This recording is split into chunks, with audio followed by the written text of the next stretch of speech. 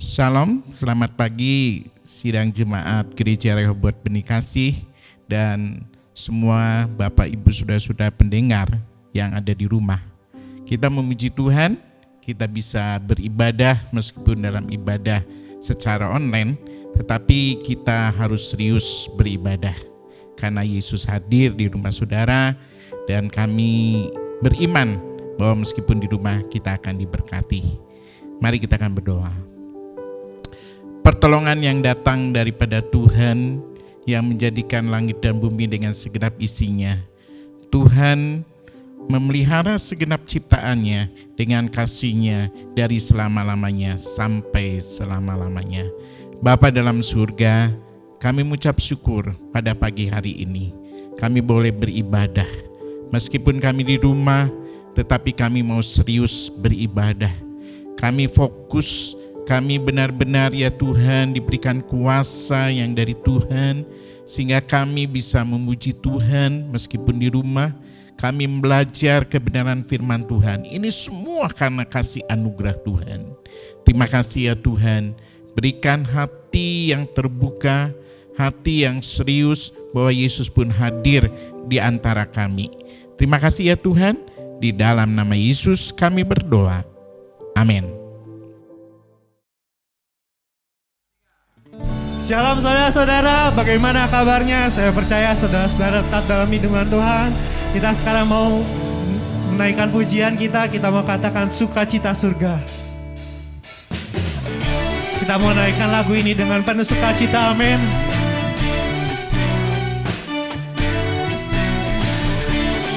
Kita mau berikan kemuliaan yang terbaik itu Tuhan kita. Sama-sama kita katakan, sukacita surga, itulah kekuatan bagi jiwa. Ku dapat rasakan kasih-Nya di tengah badai yang bergelap. Terima sukacita surga. Terima sukacita surga, Itulah kekuatan bagi jiwa.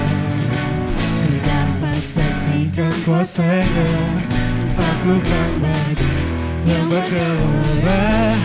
Haleluya, Kau ada dalam hatiku, takkan patah semangatku, takkan hilang kekuatanku. Haleluya, ku mau bersorak bagimu, sukacita surga nyata penuhiku.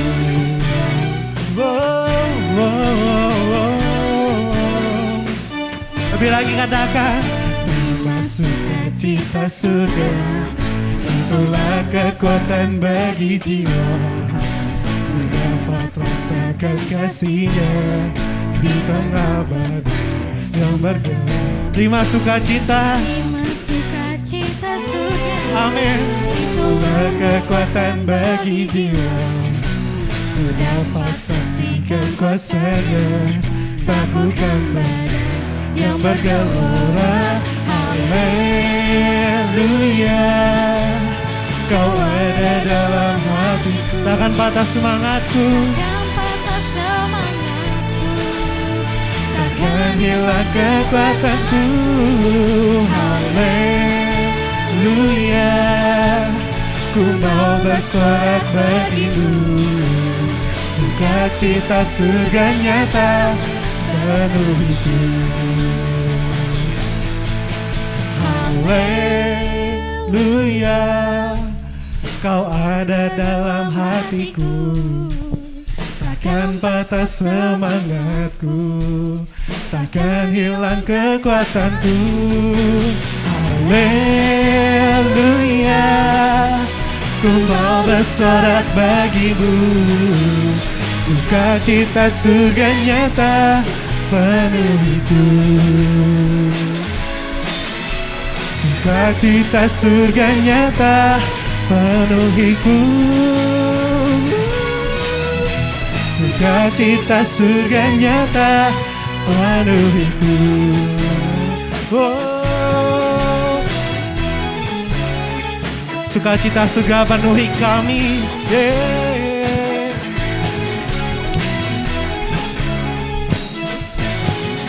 Berikan kemuliaan yang terbaik untuk Tuhan kita.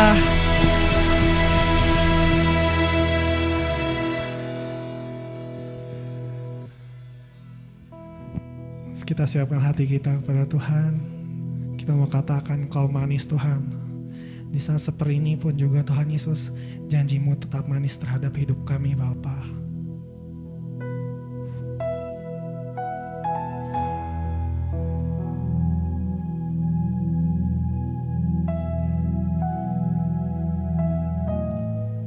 Haleluya. Engkau manis Tuhan.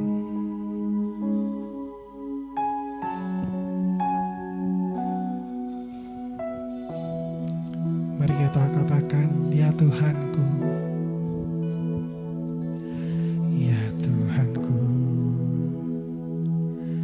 aku hendak bernyanyi bagimu selama ku hidup, ya Allahku. Aku hendak bermazmur bagimu selagi ku ada.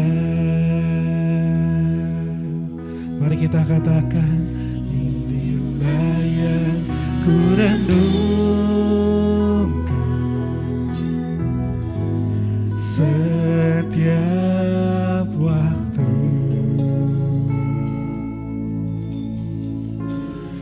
Nyanyian pujian dan pengagungan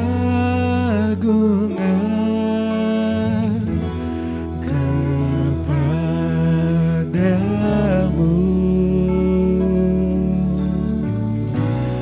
Biarlah manis kau dengar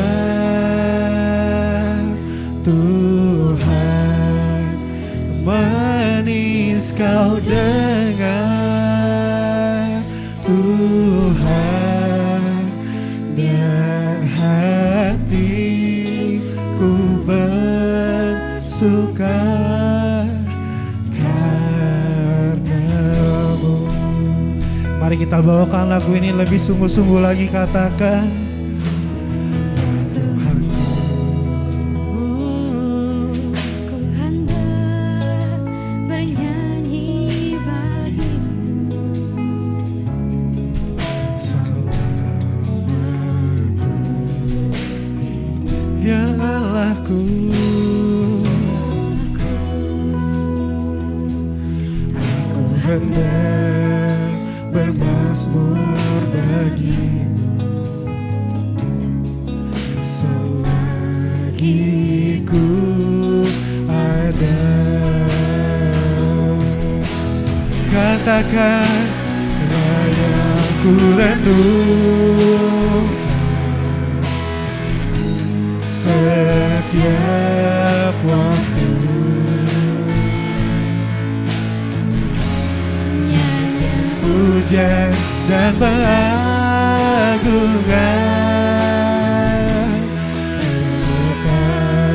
kepadamu.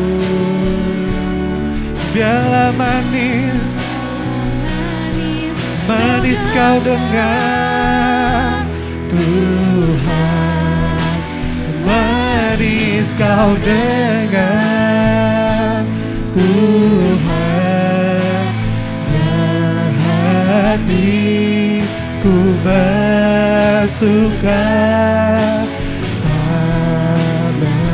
Lebih lagi katakan, inilah yang ku renungkan. Oh, setiap waktu. Inilah nyanyian kami Tuhan, nyanyian pujian dan pengagungan kepadamu. Oh, oh, kau dengar Tuhan, manis kau dengar Tuhan. Tuhan, berhatiku bersuka padamu. Oh Tuhan, biarlah kami bersuka Tuhan, kami bersuka akan Kau Bapa. Ini yang kami renungkan, ini yang kami renungkan untuk Kau Bapa. Haleluya. Oh Tuhan Yesus, haleluya. Oh Jesus, terima kasih Tuhan. Apa yang ku renungkan setiap waktu. Inilah nyanyian kami Tuhan, hanya untuk-Mu. Nyanyian puja dan pengagungan Kepadamu.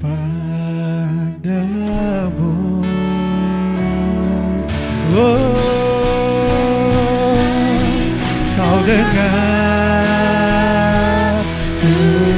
Kau manis, Kau dengar, Tuhan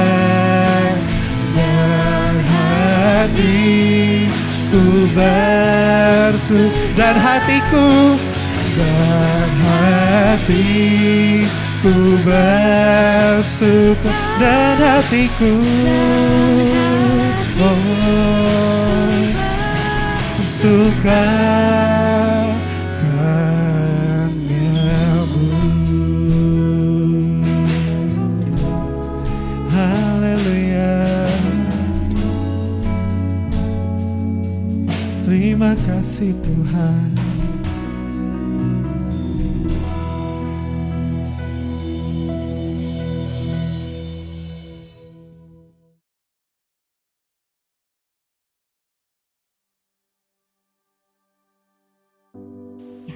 Selamat pagi Bapak Ibu Saudara-saudari sekalian. Senang sekali boleh tetap menyapa Bapak Ibu sekalian, jemaat benih kasih yang terkasih di dalam Tuhan. Kiranya pagi hari ini firman Tuhan yang akan kita sama-sama pelajari, kita akan sama-sama dengarkan, boleh menguatkan kita semuanya. Sebelumnya mari kita akan sama-sama masuk di dalam doa. Bapa kami di surga, kami bersyukur Tuhan, Kau masih terus memberikan kami firman Tuhan. Biarlah kiranya Tuhan, firman Tuhanlah yang menjadi kekuatan buat kami semua. Meskipun kami tidak bisa bertemu satu dengan yang lain secara fisik Tuhan, tetapi kami bersyukur firman Tuhan yang terus menyatukan kami, sehingga kami boleh tetap dipersatukan dengan iman kami kepada Kristus.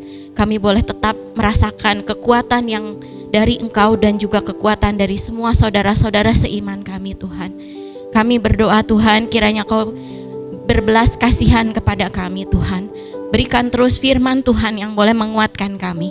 Berikan terus firman yang akan menghibur kami dan bahkan memampukan kami juga untuk memberi kekuatan dan memberi penghiburan kepada orang-orang yang ada di sekitar kami. Terima kasih Tuhan Yesus. Silakan Roh Kudus berbicara kepada kami melalui firman Allah yang hidup. Kami sungguh siap untuk ditaburi oleh firman Tuhan dan siap juga untuk menjadi pelaku firman Tuhan. Di dalam nama Tuhan Yesus Kristus kami berdoa dan kami mengucap syukur. Amin. Amin. Bapak Ibu sekalian, tema firman Tuhan pada pagi hari ini saya beri judul lebih, kemudian ada 3 titik. Ya, nanti akan bisa Bapak Ibu lihat lebih dan 3 titik. Nah, Bapak Ibu sekalian, kata lebih ini memiliki arti negatif atau positif. Tetapi lebih yang akan saya pakai di sini adalah dalam arti yang positif. Seperti bahasa Inggrisnya adalah better, ya, jadi lebih baik. Nah, sedangkan 3 titik ini saya akan kaitkan dengan angka 3 yang sering muncul di dalam Alkitab. ya Bapak Ibu sekalian, kalau kita membaca firman Tuhan dan meneliti, maka kita akan menemukan banyak sekali angka 3 di dalam firman Tuhan. Misalnya seperti Tritunggal, kemudian Yesus bangkit pada hari yang ketiga, kemudian ada juga Yunus yang di dalam perut ikan selama 3 hari dan 3 malam. Dan masih banyak lagi angka 3 lainnya di dalam firman Tuhan. Bukan berarti angka 3 itu angka yang bagus gitu ya, terus angka yang lain angka yang buruk, bukan. Tetapi saya ingin memperlihatkan bahwa firman Tuhan ini menggunakan angka 3 itu banyak sekali sebagai simbol pengharapan. Nah, kemudian untuk tema khotbah hari ini juga, 3 titik ini juga berkaitan dengan 3 kata yang akan sering diulangi dari nats Alkitab yang akan kita pelajari. Kita akan belajar dari kitab surat Ibrani ya. Nah, nanti pada waktu Bapak Ibu sekalian membaca surat Ibrani dari pasal 1 sampai dengan 13 akan menemukan sekali banyak 3 kata ini, yaitu lebih, yang kedua sempurna, dan yang ketiga kekal atau selama-lamanya. Itu akan sekali banyak kita temui waktu kita membaca kitab Ibrani. Tema besar dari firman Tuhan pagi hari ini adalah tentang imam besar yang agung yang menjadi pengantara kita. Sebelumnya saya mau sampaikan bahwa surat Ibrani ini ditulis kepada orang-orang Kristen yang sedang mengalami kesulitan. Mereka sedang mengalami iman yang digoncangkan gitu dengan berbagai macam ajaran yang sesat, mungkin juga dengan penganiayaan dan keadaan-keadaan yang membuat iman mereka itu mudah untuk goyah. Jadi penulis dari surat Ibrani ini menguatkan jemaatnya dengan firman Tuhan melalui surat yang dia tulis kepada orang-orang Kristen yang membaca surat Ibrani ini. Jadi mari saya percaya bahwa surat ini pun akan memberi kekuatan kepada kita yang saat ini sedang mengalami keadaan yang mungkin cukup sulit ya. Bahkan mungkin sangat sulit untuk beberapa orang dari kita. Tetapi selalu ada pengharapan. Nanti kita lihat kenapa saya pakai kata lebih di dalam tema khotbah ini, karena memang kita adalah orang-orang yang mempunyai banyak kelebihan. Kita akan lanjutkan firman Tuhan ini. Firman Tuhan dari surat Ibrani ini mempunyai satu tema yang sangat kuat, yaitu bahwa yakinlah kita akan Kristus, karena Kristuslah yang menjadi imam besar kita. Dia yang menjadi pengantara dari perjanjian yang baru yang Allah berikan kepada umatnya. Nah, pertama-tama mari kita selidiki apa arti kata pengantara ya. Kalau Bapak Ibu sekalian lihat di kamus besar bahasa Indonesia, pengantara atau perantara itu adalah orang yang menjadi penengah atau penghubung. Penengah dalam arti berarti ada orang yang berselisih, ada pihak yang berselisih, bertentangan, kemudian satu orang ini menjadi penengah, dia menjadi perantara gitu. Nah, berarti kalau Kristus adalah pengantara kita, berarti dia adalah penengah. Penengah antara siapa? Penengah antara manusia dengan Allah. Karena apa? Karena kita tahu di dalam Kejadian pasal ketiga, saat manusia jatuh di dalam dosa, mereka sudah menjadi musuhnya Allah. Mereka melawan Allah, sehingga perlu ada pengantara yang mendamaikan manusia dengan Allah. Dan bukan hanya itu, setelah manusia melawan Allah, menjadi musuhnya Allah, sebenarnya manusia bukan hanya menjadi musuh Allah, tapi menjadi musuh seluruh ciptaan dari Allah. Mereka musuh dengan diri mereka sendiri, mereka menjadi musuh dengan sesamanya, bahkan mereka juga menjadi bermusuhan dengan alam gitu. Tetapi kita lihat di dalam Alkitab, jelas ditulis bahwa pada saat manusia sudah melawan Allah, Allah tidak tinggal diam, meskipun dia adalah pihak yang seharusnya menghukum ya, karena manusia yang melawan Allah. Tetapi kita melihat sepanjang perjanjian lama sampai perjanjian baru, Allah terus yang beraktif melakukan usaha untuk menyelamatkan manusia. Allah yang terus aktif menyediakan juga korban untuk menghapus dosa-dosa manusia. Nah, Bapak Ibu sekalian, kenapa Allah terus aktif melakukan semua penyelamatan dan menyediakan korban. Karena Allah tahu manusia tidak sanggup dan bahkan manusia juga tidak mau untuk berdamai dengan Allah. Tetapi Allah yang terus mengasihi kita. Seperti Yohanes 3 ayat 16, dia sampai memberikan anaknya yang tunggal supaya setiap orang yang percaya beroleh keselamatan, beroleh hidup yang kekal. Itu menandakan bahwa Allah adalah Allah yang selalu aktif untuk memberikan jalan keselamatan bagi setiap orang yang mau percaya kepada nama Tuhan Yesus. Nah, Bapak Ibu sekalian, inisiatif dari Allah ini kita terus lihat di dalam perjanjian lama ya. Dalam perjanjian lama kita lihat ada Musa. Musa itu diperintahkan Allah untuk mentahbiskan Harun dan anak-anaknya ini dan juga suku Lewi untuk menjadi imam besar dan imam-imam yang melayani di kemah suci. Dan kita tahu tugas imam adalah mempersembahkan korban sebagai ucapan syukur ataupun sebagai korban untuk mohon pengampunan dosa dari umat Israel. Berarti tugas imam adalah mewakili manusia yang mau mempersembahkan persembahan kepada Allah. Tapi tugas imam juga adalah untuk memberi berkat, memberkati umatnya, memberkati. Jadi tugas imam juga adalah mewakili Allah. Nah, Bapak Ibu sekalian, kita tahu bahwa imam berarti berperan sebagai perantara, penghubung antara Allah dan manusia.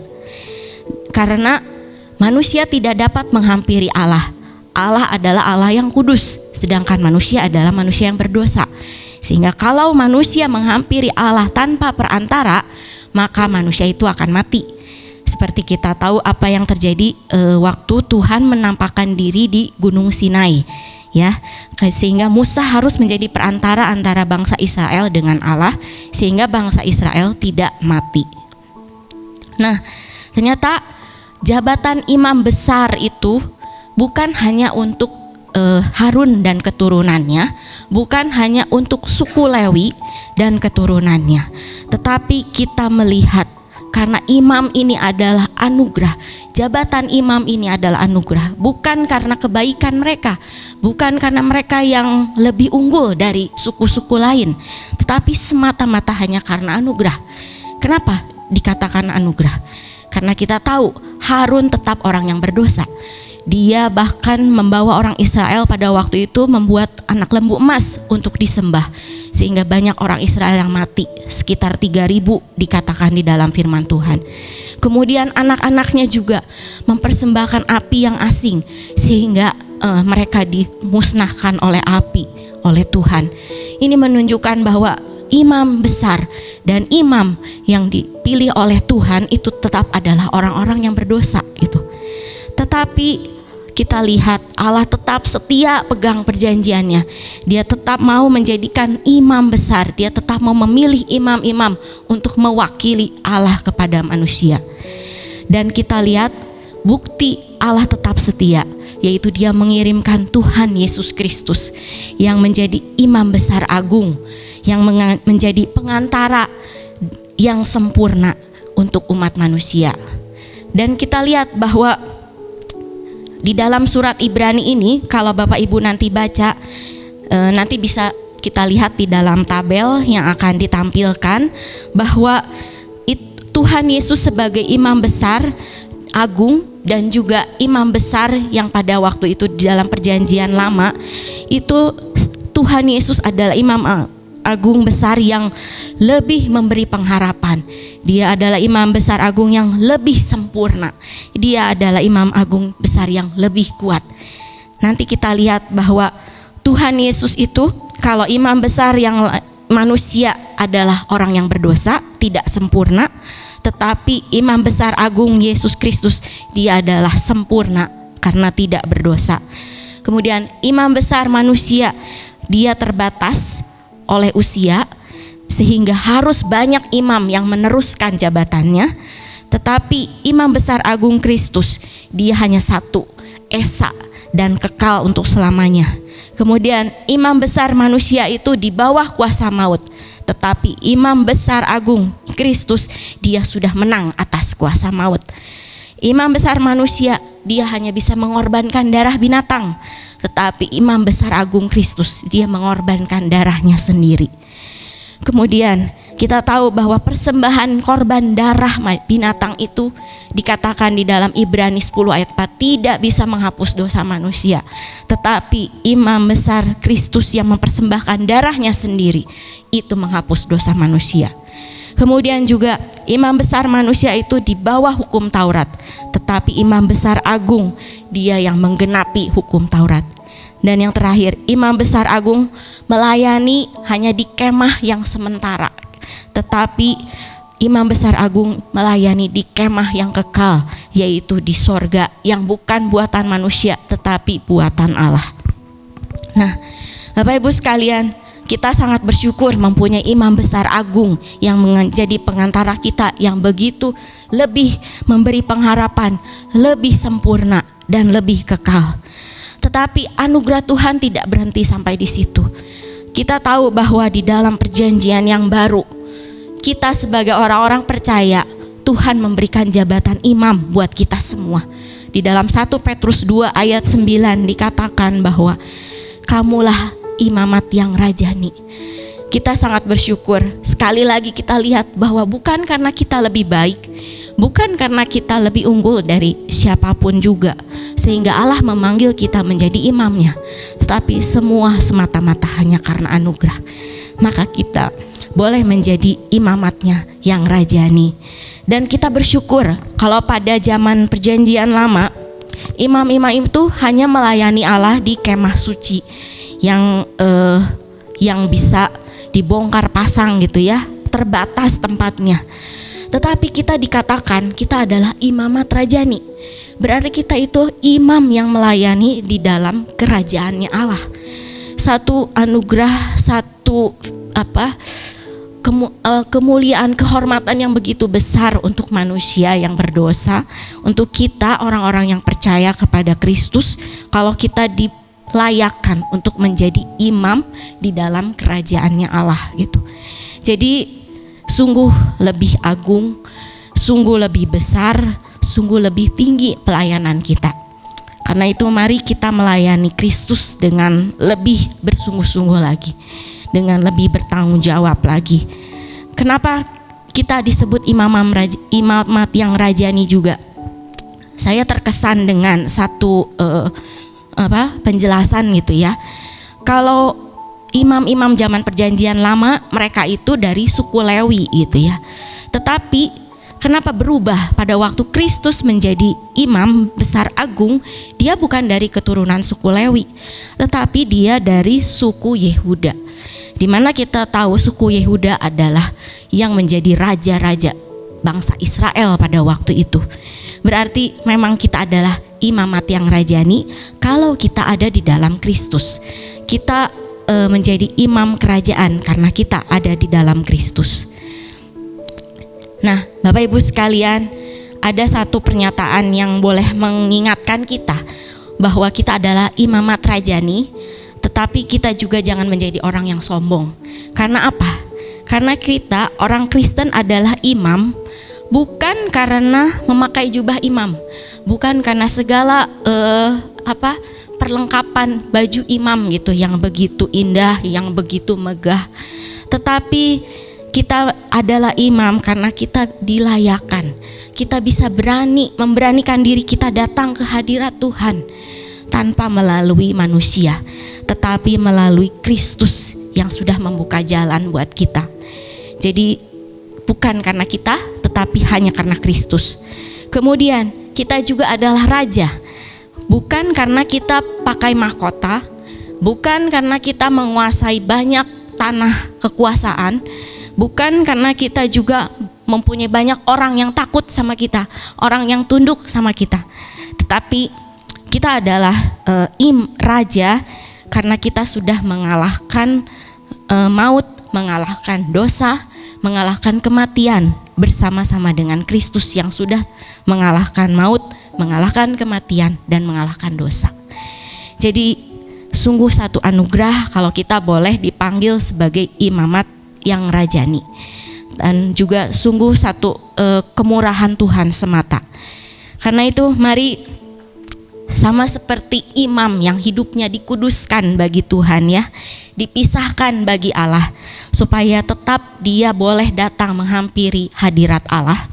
Mari kita juga sebagai orang-orang percaya tetap memisahkan hidup kita, tetap menguduskan hidup kita supaya kita boleh terus mempersembahkan tubuh kita ini menjadi persembahan yang hidup, menjadi persembahan yang kudus, menjadi persembahan yang berkenan kepada Allah. Karena itu adalah ibadah kita yang sejati. Nah, mari kita juga mempersembahkan persembahan-persembahan rohani di dalam hidup kita ini. Selama masih kita hidup, mari kita mempersembahkan persembahan rohani. Seperti dalam Ibrani dikatakan, persembahkanlah bibir yang memuliakan nama Allah. Persembahkanlah perbuatan baik kita untuk menolong orang. Khususnya pada masa-masa sekarang ini, mari kita mempersembahkan bibir yang selalu memuliakan Allah, perkataan yang selalu meninggikan nama Tuhan. Sehingga melalui perkataan kita, melalui perbuatan baik kita, nama Tuhan yang boleh dipermuliakan, dan kita boleh menjadi saksi-saksinya Tuhan, menyatakan kepada banyak orang yang saat ini sedang di dalam ketakutan, sedang di dalam kekhawatiran, mereka boleh tetap melihat kita punya pengharapan, kita punya terus hal-hal yang lebih dari sekedar berkat-berkat di dunia ini gitu ya.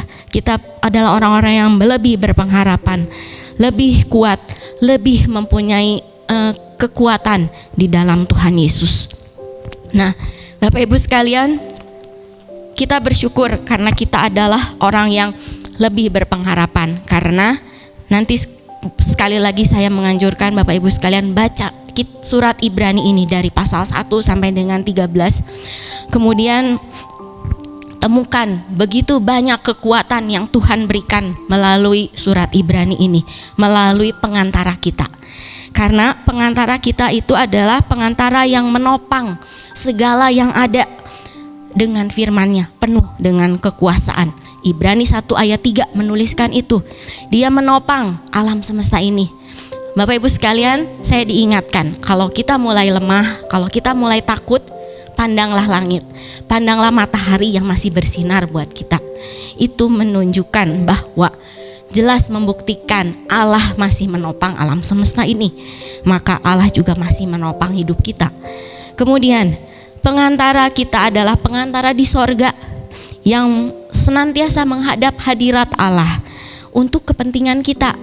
Ibrani 9 ayat 24. Jadi pengantara kita itu tidak dihalangi oleh dunia yang fana gitu ya, karena pengantara kita ada di sorga dan dia terus melihat kita, dia terus mendengar doa-doa kita, dan dia terus bawa doa-doa kita ke hadirat Allah untuk memberikan kekuatan buat kita semua. Kita juga bersyukur karena kita mempunyai pengantara di sorga yang selalu menghadap hadirat Allah untuk kepentingan kita. Dia selalu membawa doa-doa kita ke hadirat Tuhan, ke hadirat Allah untuk memberikan jawaban dan kekuatan untuk doa-doa kita. Dan kita juga bersyukur kita mempunyai pengantara yang terus memimpin kita di dalam iman. Ibrani 12 ayat 2. Pengantara yang terus memberikan kekuatan karena dia juga adalah pengantara yang turut merasakan segala kelemahan kita. Dia juga pengantara yang merasakan semua cobaan yang kita alami, ujian yang kita alami. Tetapi dia adalah pengantara yang terus memberikan kekuatan iman buat kita. Karena itu, Bapak Ibu sekalian, mari dalam masa-masa seperti ini kita mau hidup lebih taat. Kita mau hidup lebih mengasihi Allah dan sesama. Kita mau hidup lebih berserah kepada Tuhan, lebih bersyukur, lebih tekun, lebih bertanggung jawab. Sampai nanti kita akan bersama-sama dengan Imam Besar Agung kita menghadap Allah Bapa di sorga dengan membawa segala persembahan rohani kita. Saya percaya semua yang terjadi saat ini itu untuk menyadarkan kita bahwa kita punya Imam Besar Agung yang menjadi pengantara kita. Semua yang terjadi mengingatkan kita bahwa imam besar agung kita ini adalah lebih memberikan pengharapan. Imam besar agung kita ini lebih sempurna dan lebih kekal. Karena itu kiranya setelah semua ini akan berlalu, kita tidak lagi kembali melupakan imam besar agung kita. Tetapi saya berdoa supaya jemaat dibenih kasih dan kita semuanya, saya juga, untuk senantiasa semakin melekat kepada Kristus, untuk semakin menyadari ada imam besar agung yang senantiasa berdoa untuk kita dan menjadi pengantara kita. Amin. Mari kita akan sama-sama berdoa. Bapa kami di surga, kami mengucap syukur untuk firman Tuhan yang senantiasa memberikan kami kekuatan, yang senantiasa memberikan kami lebih dari apa yang kami perlukan Tuhan. Terima kasih Tuhan untuk Kristus yang sudah menjadi imam besar agung, yang bukan hanya menjadi imam besar agung, tetapi Engkau juga mengorbankan darah-Mu Tuhan, menjadi korban untuk mewakili dosa-dosa kami semua Tuhan, sehingga kami menjadi orang-orang yang sudah dibenarkan di hadapan Allah, dan kami dilayakan menjadi imam-imam juga Tuhan, imam-imam rajani ya Tuhan, yang boleh melayani di dalam kerajaan Allah yang kudus. Mari Tuhan, biarlah pengertian ini boleh terus ada di dalam hidup kami, khususnya di dalam masa-masa sekarang ini Tuhan. Kami boleh senantiasa selalu diingatkan dan dikuatkan. Kami memiliki imam besar agung yang menjadi pengantara kami, yang setia, yang sungguh tidak pernah meninggalkan kami, yang selalu memberi kami kekuatan dan pengharapan. Terima kasih Tuhan Yesus. Kiranya firman Tuhan ini boleh terus bekerja, terus berakar, bertumbuh dan berbuah Tuhan di dalam hidup kami semua. Tuhan memberkati juga jemaat benih kasih di tempat ini, memberkati juga gembala sidang, memberkati semua pengerja Tuhan yang melayani di dalam gereja benih kasih ini Tuhan. Kiranya Tuhan terus berikan hikmat, Tuhan berikan kesehatan, berikan kekuatan untuk boleh terus melayani Engkau Tuhan dengan sarana apapun yang Tuhan sudah berikan Tuhan. Sehingga firman Tuhan itu tidak pernah akan berhenti. Firman Tuhan bahkan akan lebih limpah lagi Tuhan untuk seluruh jemaat Tuhan di gereja ini Tuhan. Terima kasih ya Bapa. Kami sungguh mengucap syukur dan kami menyerahkan seluruh hidup kami sepenuhnya ke dalam tangan Tuhan. Terima kasih Yesus, Engkaulah imam besar agung kami, Engkaulah pengantara kami. Di dalam nama Yesus Kristus kami berdoa dan bersyukur. Amin. Terima kasih kepada Ibu Linda Gunawan yang telah membagikan firman Tuhan. Kita merasakan diberkati oleh Tuhan. Bagaimana kita mempunyai seorang imam perantara yang kudus, yaitu Yesus Kristus. Mari kita akan bangkit berdiri, kita akan tutup dalam doa. Bapa kami dalam surga, terima kasih atas kesempatan yang indah kami boleh mendengar firman Tuhan. Betapa agungnya ya Tuhan, kami mempunyai perantara yang saat ini ada di surga dan ada bersama dengan kami, yaitu Yesus Kristus. Biarlah Tuhan kami mau benar-benar mau memakai perantara yang agung dan dosa kami diampuni. Kami menerima Yesus sebagai juru selamat. Kami diselamatkan dan mempunyai pengharapan yang pasti. Jadikan kami imam-imam di muka bumi ini dengan hidup yang kudus, serius kepada Tuhan, dan kami mau mempersembahkan bibir kami ya Tuhan, perkataan kami senantiasa memuliakan Tuhan, bisa menguatkan dalam situasi kondisi yang sekarang ini. Ajar kami juga ya Tuhan, bisa menolong satu dengan yang lain apa yang ada pada kami, hanya untuk kemuliaan imam besar kami yang di surga, yaitu Yesus Kristus. Terima kasih ya Tuhan pagi yang indah ini. Biarlah Tuhan memberkati kami, berkati ya Tuhan kami dengan kesehatan yang dari Tuhan. Berkati kami ya Tuhan, rumah tangga demi rumah tangga dengan damai sejahtera.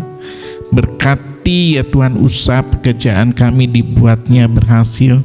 Jadikan kami berkat. Istimewa ya Tuhan untuk bangsa negara kami. Biarlah Tuhan nyatakan kuasa-Mu sehingga selesailah semua apa yang kami alami saat ini dengan pertolongan Tuhan. Terima kasih ya Tuhan, kami pegang janji firman Allah. Orang benar, anak cucunya tidak akan meminta-minta, tetapi menjadi berkat.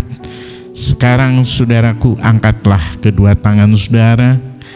Terimalah berkat kasih karunia daripada Tuhan Yesus Kristus. Kasih Allah Bapa dan persekutuan Roh Kudus menyertai kamu sekalian, mulai sekarang sampai Maranatha, Tuhan Yesus datang kembali. Amin.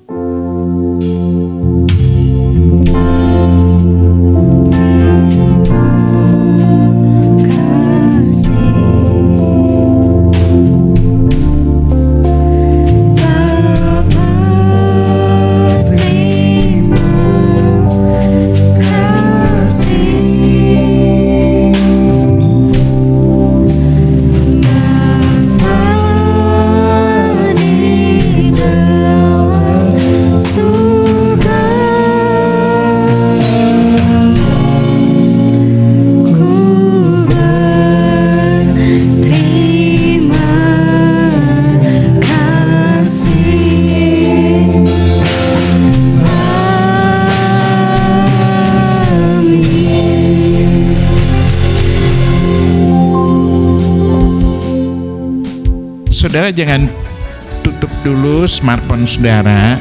Coba perhatikan beberapa pengumuman yang akan ditayangkan. Terima kasih, Tuhan memberkati. Terima kasih Anda telah bergabung dalam ibadah online Gereja Rehoboth Jemaat Benih Kasih. Bagi Bapak Ibu yang memiliki putra dan putri di bawah usia 12 tahun, kami menyarankan anak-anak Anda untuk mengikuti ibadah sekolah minggu online yang diadakan oleh Gereja Rehoboth Dewi Sartika. Untuk link ibadah, Bapak Ibu dapat bertanya kepada koordinator atau guru-guru sekolah minggu. Sesuai dengan arahan dari pemerintah selama masa social distancing, maka semua kegiatan workshop, kelas pengajaran, dan juga ibadah KKP, KKW akan ditiadakan terlebih dahulu. Bapak Ibu dan saudara sekalian dapat memberikan persembahan atau perpuluhan saudara melalui transfer bank pada nomor rekening berikut ini. Sekian ibadah online kita untuk minggu ini. Selamat berakhir pekan, tetap jaga kesehatan, dan Tuhan Yesus memberkati.